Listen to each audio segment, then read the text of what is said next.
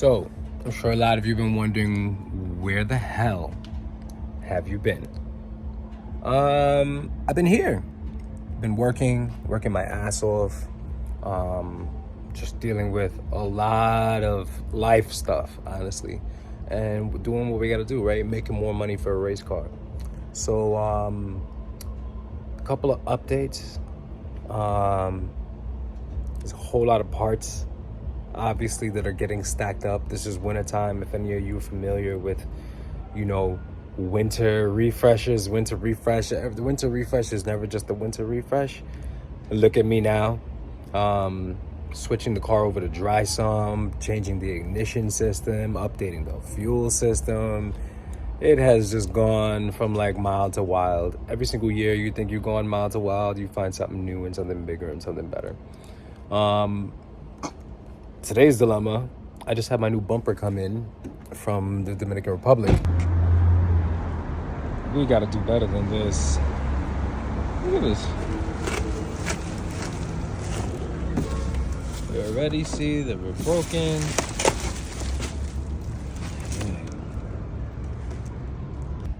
And it's completely smashed. So at least the box is. So we gotta see basically what this looks like when I pull this out of this box. Wish me luck. So of course, in the industry, there are certain things that you have to deal with. One of them is shipping suppliers, your parts people, your fabricators, your tuners, your this, your that. When you start to kind of become self-sufficient like myself, and you've been there and you've done that, you kind of find a way to just, do most of it on your own. But at some point, you're still going to have to, rely on someone. You can't do everything. I mean, you can in theory, but you'll probably never have a running car. This is how this bumper showed up. So on the surface, it doesn't look bad, but brand new. Check that out. Disgusting. Excuse me. Lips completely cracked. The surface here is completely cracked. We're gonna have to fade that out. I mean, ideally it is fiberglass, right? So at the end of the day, whatever, my body guy can fix it. There are little imperfections and things like that they're gonna have to just deal with. I mean, it is what it is. I'm not being super critical about that.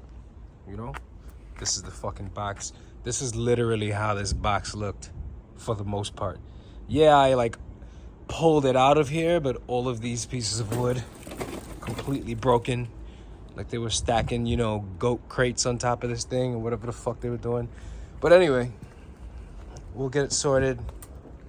Now this can go to my fabricator, and we can build a mount for it, and we can slowly start working our way towards having a more aesthetically pleasing car.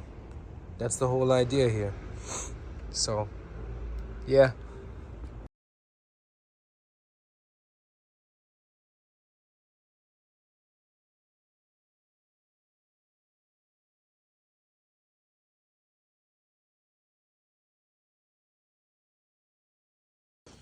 All right.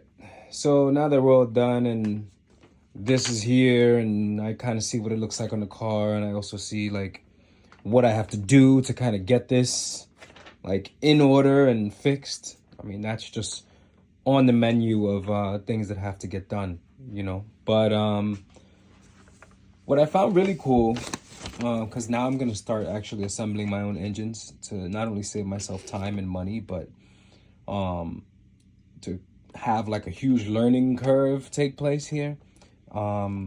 This was really cool. I bought my first Dalbor gauge, and this letter came with it, which I thought was really cool.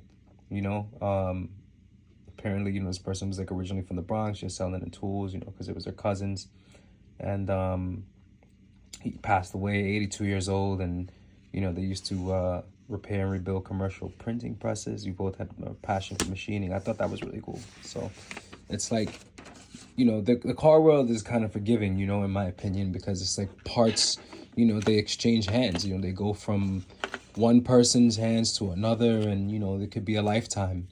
So that's cool. These are things that I'll probably never ever sell. This is a dial bore gauge, and you need these to pretty much see where everything is at, so you can check clearances. It's pretty much just a gauge. You take this, you put it inside of the bores of either, for example, the rods, or the bores inside for the mains for the engine. You see where you're at, and you kind of have your starting point, so you can get your bearing clearances.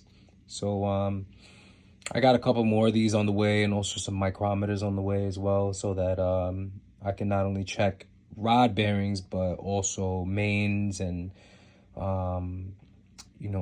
piston pins and things like that. Just so I don't want to have to guess anymore. Basically, what I'm doing, I want to know. Yeah. So hopefully, this will be a successful season where we have nothing but a lot more data and information.